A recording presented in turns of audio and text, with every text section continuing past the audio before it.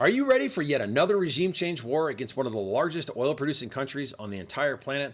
Well, if so, you're in luck because according to both the Wall Street Journal and the Miami Herald, the Trump administration is on the verge of conducting airstrikes against Venezuela. Now, obviously, I've been quite vocal against Trump when it comes to that country, and I've tried to educate people both about the complicated history involving regime change in that part of the world, as well as the complicated conditions on the ground right now, including the world's largest current refugee crisis, that really justify, I think, my consistent conclusion that although Maduro is bad and deserves to be removed and prosecuted for his many crimes, this is not the team in the White House, all of these clowns across the Trump administration, that you want to conduct that complicated operation with. Now, what I want to do today is briefly go through a list of things to think about, factors, if you want to call it that, to analyze our entry into this war, as well as how to assess how things are going as it evolves. And first among these is wars that begin with lies and illegal behavior by the U.S. government pretty much never end well. Think about Iraq, think about Vietnam. You know, when you look at those two situations and compare it to now, it's actually much worse now. And what does that tell you? It means the trajectory is starting already on a much worse path than it did with those two situations. And what I mean by that is we know that what they're saying about the foundational reason for starting to escalate against Venezuela is a lie. And what do I mean? Well, think back to the early stages of the Trump presidency, right after he got inaugurated. There was this claim that TDA or Tren de Agua, was Venezuelan street gang, was acting on behalf of Nicolas Maduro to cause harm within the United States, traffic drugs, and take over buildings, and do all kinds of mayhem and violence. And that was directly refuted by Trump's own intelligence agencies in a declassified assessment that came out in April of 2025, months after he was inaugurated. Now, of course, Tulsi Gabbard and friends, reassigned and fired basically everyone responsible for daring to tell the truth. But again, the foundational premise that started all this was refuted by their own intelligence agencies. That didn't happen at the beginning of Vietnam. That didn't happen at, leading into the Iraq War. And so, again, it's much worse. And you really need to understand that. In addition, not only did the intelligence agencies, say that, but there was actually a court case that was somewhat unrelated, but it's actually critical to understand. When Trump tried to revoke the temporary protected status of some 500,000 Venezuelan immigrants, they took him to court.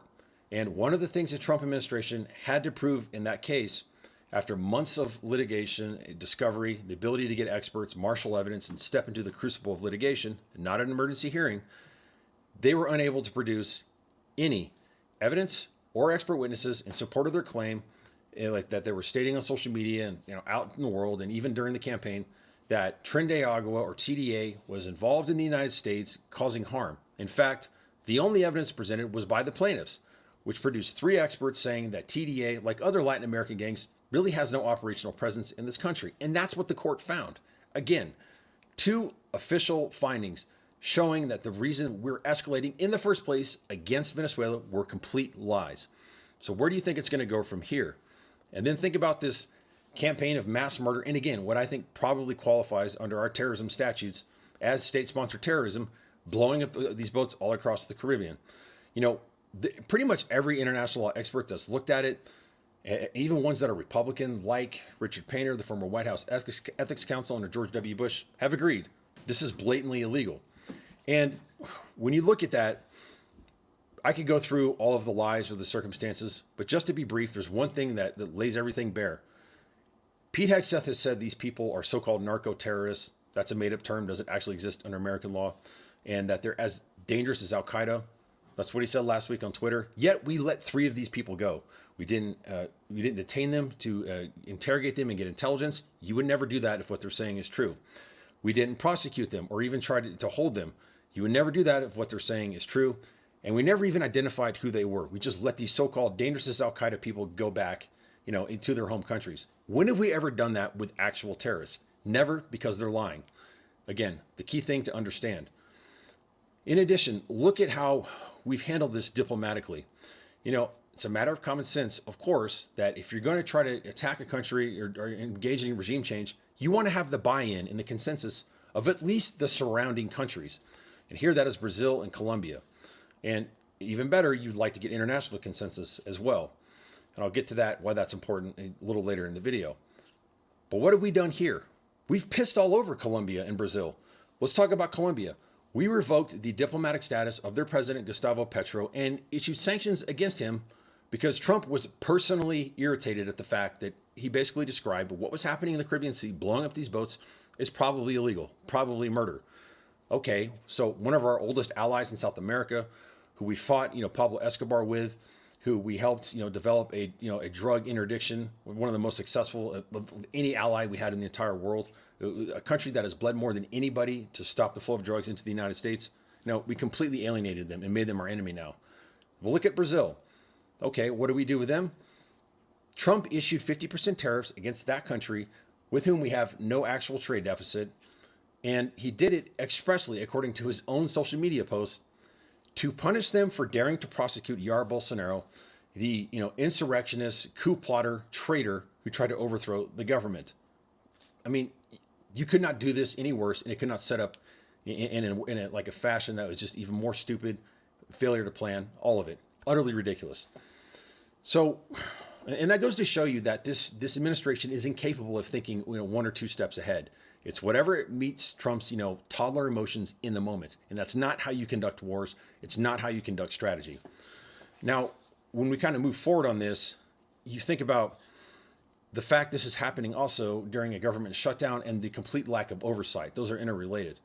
I mean, there's two ways you get oversight typically during a war. It's both with Congress and the media. Well, let's talk about the media. There is no media at the Pentagon. We have InfoWars. They're the ones that are going to be asking questions. They're the ones that are going to be writing stories during this time period while we're at war. Well, okay, so basically we have nothing other than propagandists lying and helping them actually mislead the American people. And then with respect to Congress, I mean, what we've had coming out of the media lately is that last week there was apparently a meeting with the Senate Intelligence or Armed Services Committee was supposed to meet with representatives from the Trump administration, and the Democrats got excluded. I mean, that has never happened before in our history. It is absolutely insane. And then you look at the most recent meeting where, again, representatives of the Trump administration were supposed to meet with, the House of Representatives and the appropriate committees to talk about the legal justification and what's going on, because nobody has anything other than the conclusions and the statements on Twitter that these people are so-called narco-terrorists. And the lawyers for the military apparently left the meeting because they did not want to try to provide a legal justification, apparently, obviously, because none exists. So we have no oversight, we have no media. Again, that's not how you want to go into a complex wartime environment. Then look at the conditions on the ground. We have the largest refugee crisis in recorded history without a war. You have 7.8 million, close to 8 million Venezuelan refugees. Most of them are in Brazil and Colombia. They are already strained with their healthcare system and their public services going up into Central America. These are not the kinds of countries that are wealthy and that can absorb this kind of outflow.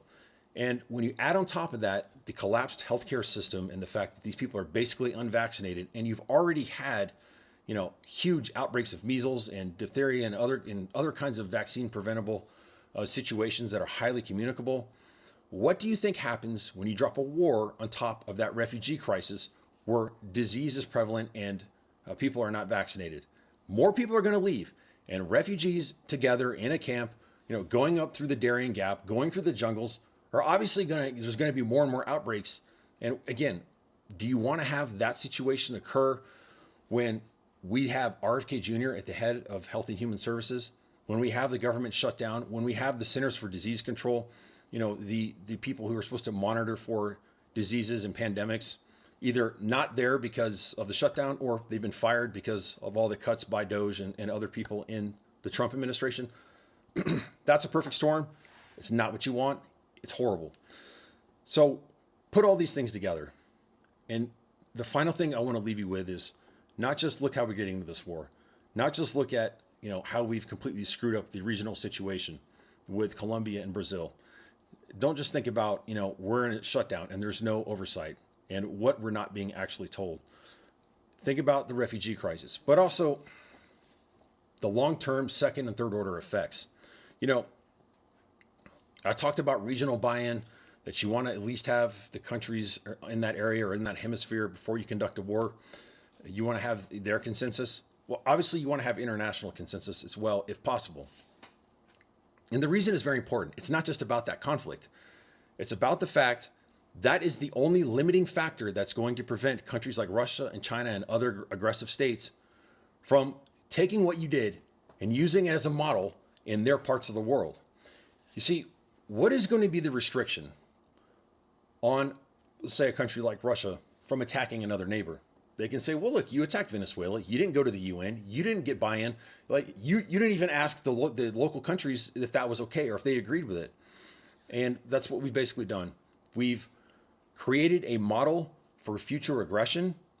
China and Taiwan is another example that has set us back in what we've tried to do as a country over decades to kind of set up this concept of international law, avoiding wars of aggression, and it's gone now.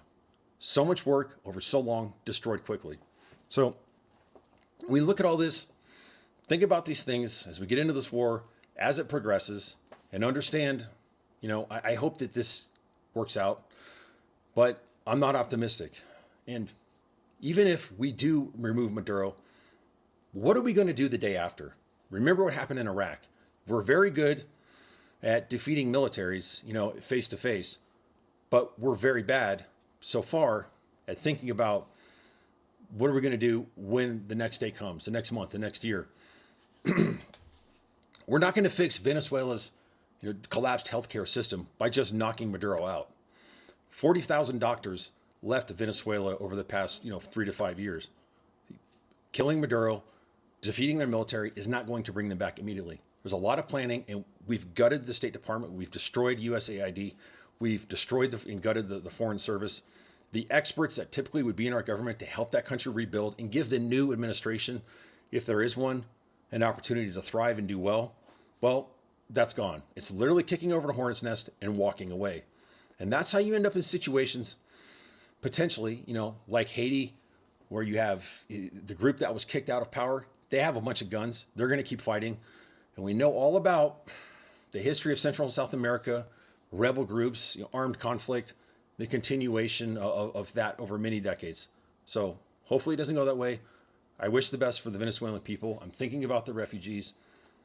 And these are things I want you to focus on as we go forward. So thanks, guys, for watching. Hold your government accountable. Have a great day.